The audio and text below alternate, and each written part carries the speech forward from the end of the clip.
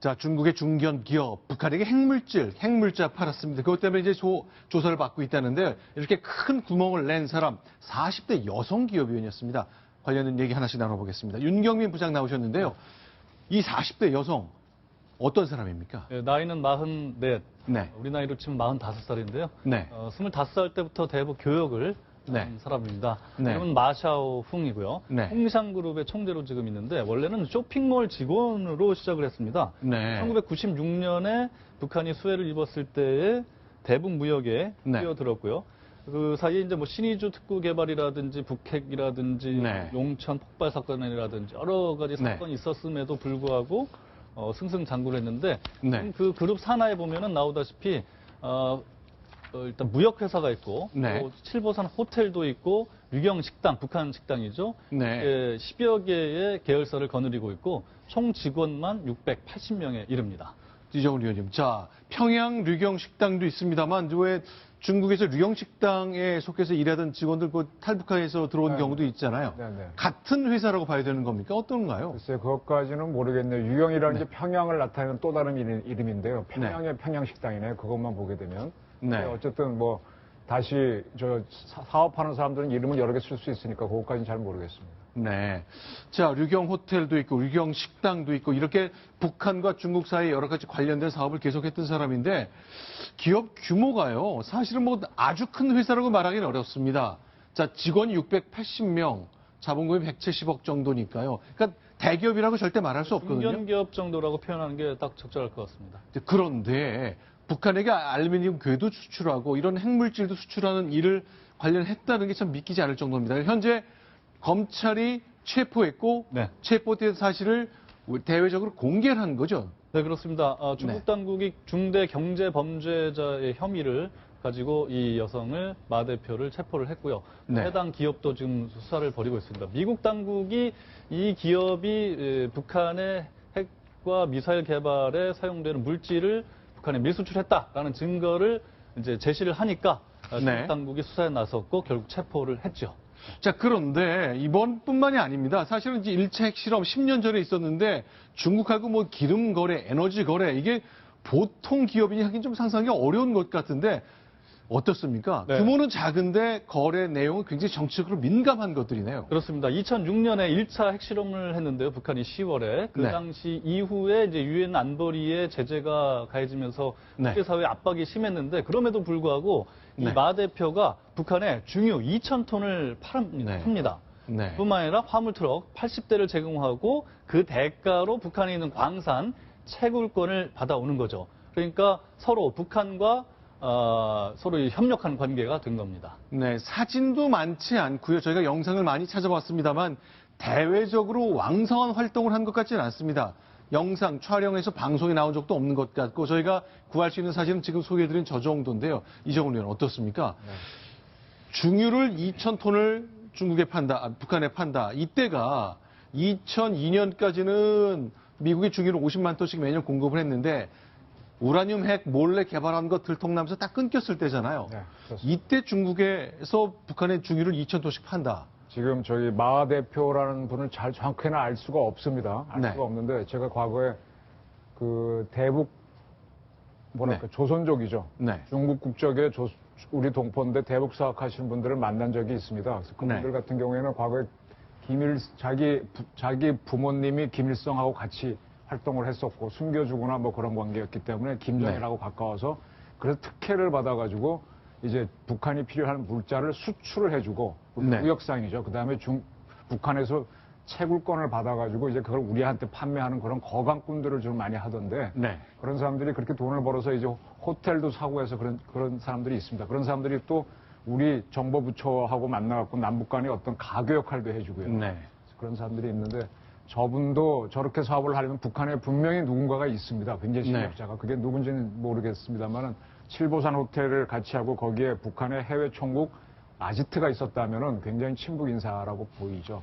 자, 대북 사업은 도박이란 말까지 할 정도였습니다. 김태현 변호사. 네. 그러나 이제 홈페이지에 올려놓은 거 지금 이제 지워졌다고 얘기를 들었습니다만 조선 사회주의 건설에 참여하겠다는 뜻을 밝혔네요. 그렇습니다. 그 홍상그룹 홈페이지에 CEO 인사말, 우리 네. 식으로 하면 CEO 인사말이고 이제 총재 인사말인데 보시면 조선 사회주의 건설에 참여자 목격자가 되는 게 회사의 사명이다.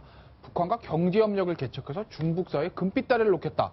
뭐 북한과 경제협력을 하겠다라는 것 자체를 뭐라 할 수는 없는데 문제는 앞단에 네. 조선 사회주의 건설의 참여자, 목격자가 되는 게 사명이다. 이렇게 얘기를 했습니다. 그렇기 네. 때문에 단순히 이 홍상그룹의 이 총재가 돈을 버는 것도 목적이지만 그 이상의 어떤 굉장히 친북 인사가 아닌가. 그렇기 네. 때문에 본인의 어떤 정치적인 의지라든지 그런 어떤 사명감 이런 것을 가지고 북한과의 저런 위험한 밀거래를 한 것이 아닌가라는 하는 의혹을 지금 낳고 있는 상황입니다.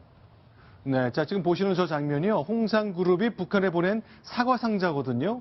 자, 북한은 이제 사과, 황해도 해주 지역에서 좀 나긴 합니다만 과일 재배라는 게 많지 않은 곳이기 때문에 저렇게 북한이 필요한 걸 척척 공급하는 역할을 외부에서 하는 거군요.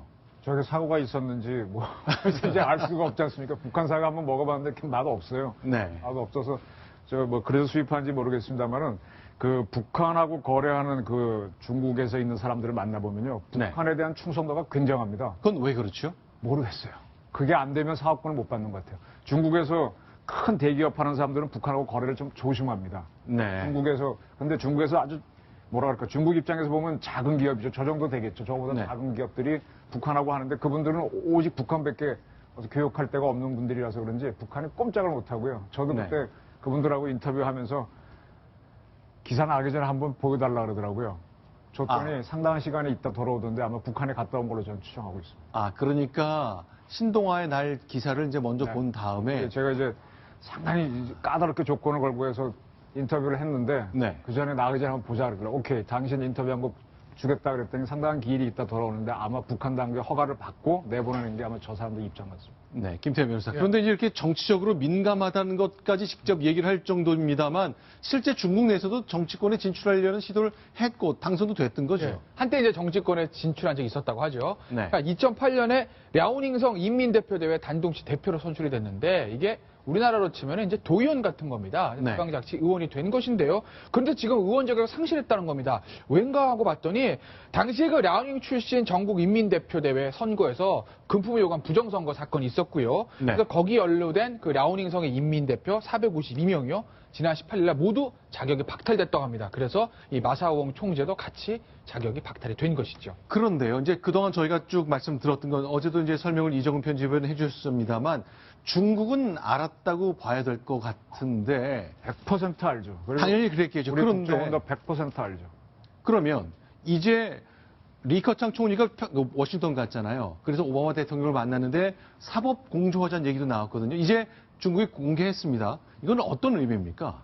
그래서 일단 수면 위로 드러난 거기 때문에 네. 국제사회에 지금 북한이 핵실험을 5차례나 했고 ICBM 대륙간 탄도미사일도 계속 쏠 준비를 하고 있지 않습니까? 네. 국제사회에 도발을 하는 거기 때문에 네. 당연히 중국과 미국이 손잡고 북한에 대한 제재를 해야 되는 것은 맞습니다. 그런 원칙적인 차원에서 네. 공조하기로 한 것을 대내외에 이제 알린 거죠. 그러나 네. 그것이 실질적인 북한을 옥죄고 정말 그 자금줄을 조이는 네. 그런 제재로까지 중국이 강력하게 다가설 것인가는 조금 더 두고 봐야 될 것 같습니다. 네. 지금- 실제로 마 회장이 너무 급성장했다고 말했다는 것, 그 주변의 평가라는 걸 오늘 아침 동아일보가 보도한 걸 봤는데요.